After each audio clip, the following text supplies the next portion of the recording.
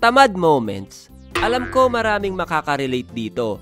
Dahil kahit gaano kayo kasipag na tao, may mga moments na naging tamad din kayo. Aminin. Paggising sa umaga. Ito ang isa sa mga hirap kong gawin. Lalo na kung wala akong motivation. Yung magsiset ka pa talaga ng alarm para lang magising ka. Tapos kapag nag-alarm, panay pindot ng snooze button. Sasabihin mo pa sa sarili mo na, 5 minutes muna. Yung 5 minutes mo, naging 10 minutes, 20 minutes, 30 minutes, hanggang sa magising ka na lang na hindi pala totoo na may gusto din sa'yo yung crush mo. Ang hirap iwan yung kama mo na pinainit mo overnight. Kung pipilitin mo naman gumising, parang gumagalaw ka in slow motion. Parang bumigat yung katawan mo. Kaya sobrang bilib ako sa mga tao na basic lang sa kanila gumising ng umaga. After mo pilitin yung sarili mo gumising, ang susunod na nakakatamad gawin ay maligo. Nung nag-aaral pa ako, nakakatamad maligo sa umaga. Malamig kasi sa lugar namin, kaya matik yan, malamig ang tubig. Hindi rin ako basta-basta pwede magpainit ng tubig kasi nagtitipid kami sa gas. Kaya dati kapag tinamad ako maligo, babasahin ko lang yung buhok ko para kunwari naligo ako.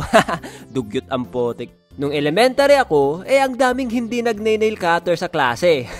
At isa na ako doon. Kaya yung teacher namin noon, nagche-check ng kuko bago mag-umpisa ang klase. Talagang isa-isa niya kami chine-check. Pag nakita niyang mahaba ang kuko mo, papaluin niya yung kamay mo gamit ang ruler stick. Kaya ang ginagawa ko bago pa lang siya makapunta sa akin, kinakagat ko na yung kuko ko para kunwari, nag-nail cutter ako. Kadiri ang potek. Kaya kayo mag-nail cutter kayo bago pumasok. Assignment sa school. Nung elementary ako, ang sipag ko gumawa ng assignment. Pero pag tungkol ko ng high school, bigla akong tinamad. Kapag matagal pa yung deadline ng assignment, mas lalong hindi ko ginagawa. Kasi ang mindset ko dati, matagal pa naman yan. Bukas ko na lang gagawin. Hanggang sa dumating na yung deadline, wala pa rin akong natatapos. Ang diskarte pa na pinaggagawan naming mga tamad nung high school, gagawin namin yung assignment mismo sa araw ng deadline.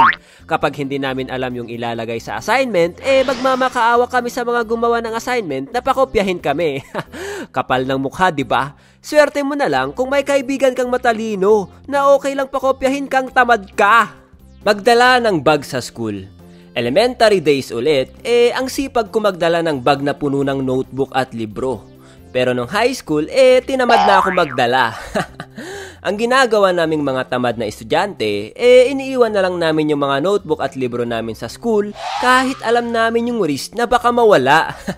Ang dala lang namin pagpasok sa school, ballpen at papel. Kaya wag na ninyo gagayahin, lalo na sa public school Kasi kapag nawala yung libro, ay need yung palitan yan or else hindi kayo makakapagpirma ng clearance. Paglinis sa classroom.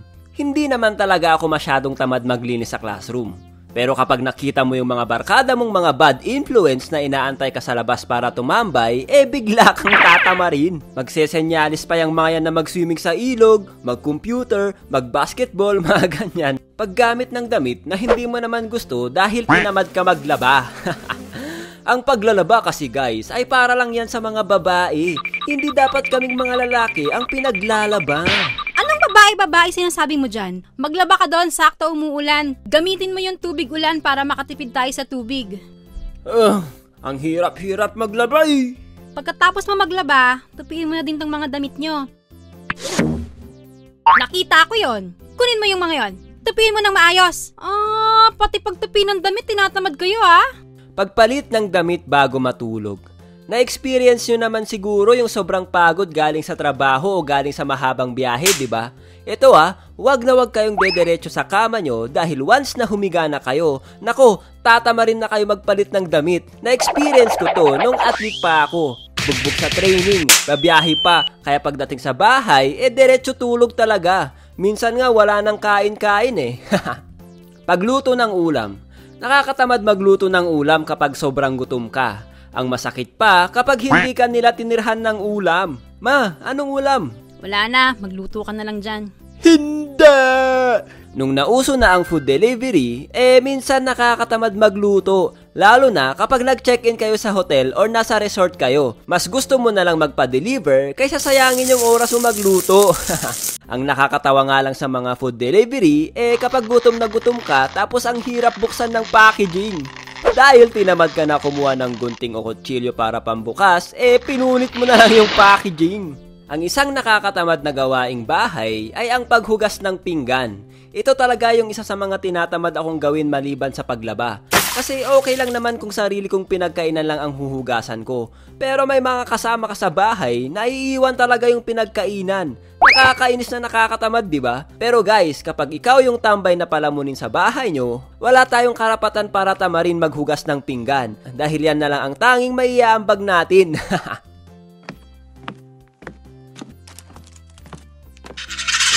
Oy.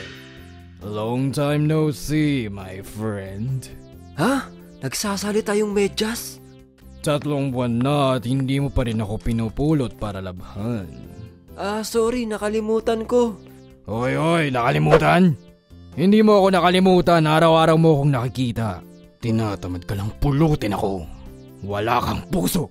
Sorry na, saan na ba yung partner mo? Wala na siya at pinagbahayan na ng gagamba dahil sa kapabayaan mo. Nani? Pagbabayaran mo ang ginawa mo! Ura!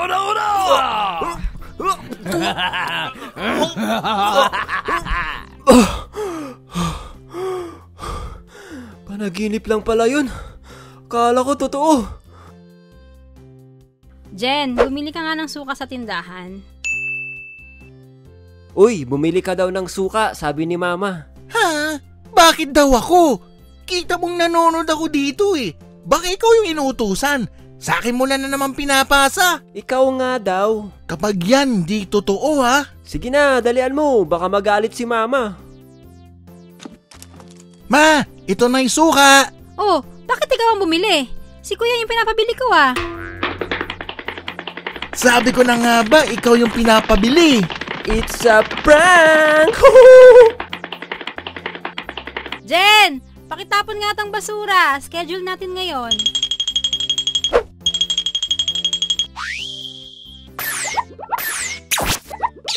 Kobe! Saan na ba yung remote ng TV? Andyan ka pala ha? Alright, nood muna ako ng Gen Animation.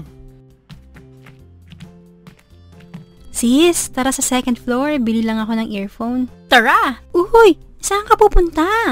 Hello? Gagamit ng elevator, of course. Elevator? Second floor lang naman tayo, diba? Gumamit na tayo ng hagdan. Arte naman ito. Ayoko, tinatamad ako. Tsaka, ano pang silbi ng elevator, diba? Ay naku, para sa hagdan lang eh. Tamad-tamad mo talaga. Bahala ka dyan, sis. Magpakapagod ka dyan sa hagdan. Basta ako, mag-elevator ako. Alam mo sis, nadadamay ako sa katamaran mo. Pagpigil ng ihi, nakakatamad pumunta sa CR, lalo na kapag cuddle weather. Yung todo pigil ka sa pag-ihi mo kasi sarap na sarap ka na sa pagtulog. Lagi nangyayari sa akin to eh. Aantayin ko talaga na hindi ko na mapigilan yung ihi ko tsaka ako pupunta ng CR. Pero guys, huwag kayo lagi tamarin umihi kasi tataas daw yung risk na magkaroon tayo ng UTI. Pagbili sa store gamit ang motor. Nung first time ko magkaroon ng motor, medyo tinamad ako bumili sa mga store na medyo malayo pero nalalakad naman.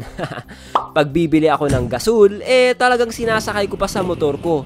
Hindi katulad dati na talagang bubuhatin ko yung tangke papunta sa store at pabalik ng bahay. Dati, ang payat mo pa dahil may exercise ka pa sa kakalakad at kakabuhat kapag bibili sa store. Pero nung nagkamotor ka na, bigla ka na lang nagkabilbil. Pag-chat sa mga tao sa bahay nyo, kahit nasa iisang bahay lang kayo, yung imbes na pupuntahan ka para tawagin, i-chat ka na lang sa messenger. Uy, kain ka na daw. Sabi ni Mama, baka maubusan ka ng ulam. Uy, tirhan nyo ko. Tumatay pa ako eh. Yeah, kadiri ka talaga. Tao po! Hayop po! Alien po! Shaki delivery po! Uy, andyan na yung parcel ko. Kanina pa ako dito, sir. Hindi kayo sumasagot sa tawag ko. Tamad po ba kayo sumagot sa tawag? Ay, sorry po. Hindi ko lang napansin. Next time, sir ha, huwag tatamad-tamad sumagot sa tawag. Kawawa po kami mga nagdi-deliver. Matagal kami nag-aantay sa labas. Ito na parcel nyo. Thank you po. Pwede po magbayad sa cash G? Bakit? Tinamad ka ba mag-withdraw sa ATM? Ay, hindi po. Nakalimutan ko lang po mag-withdraw. Sige na, dagdagan mo na lang. Ako na magpapaka-shout niyan sa tindahan. Ang sipag mo mag-add to cart. Ang tamad mo mag-withdraw. Lo, nasabihan pa ang tamad ni Kuya. Alright, matetesting ko na tong binili kong gaming chair. Tss, manual. Pang week lang ang bumabasa ng manual.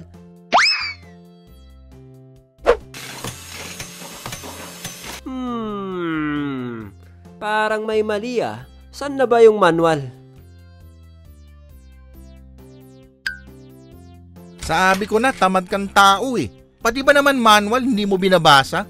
Pabida ka ba? Lah, bakit andito ka pa Kuya? Tapos ka na ba mag-deliver? Gusto ko lang i-confirm kung talagang tamad kang tao ka. Lah, si Kuya, umalis na nga kayo dito. Pati buhay ng ibang tao, pinapakialaman nyo. Talaga? Concern lang ako sa mga tulad mong tamad. Pagbasa ng contract, kung naghahanap ako ng work dati, hindi ko binabasa yung mga kontrata. Basta ang nasa isip ko lang, basta tanggap na ako. Kailangan ko na ng pera. Pero ngayon na medyo nagmamature na tayo, nagbabasa na ako ng mga contract. Kasi napaka-importante, lalo na kung nagka-problema kayo ng client mo. Mamaya pala, kulang yung binayad sa'yo. Hindi niya sinunod yung nagkasunduan nyo sa kontrata. At dahil nga may kontrata, pwede mong ireklamo yon sa client mo. Pagbasa ng terms and conditions. Kailangan ko ng libreng antivirus. Makapaghanap nga.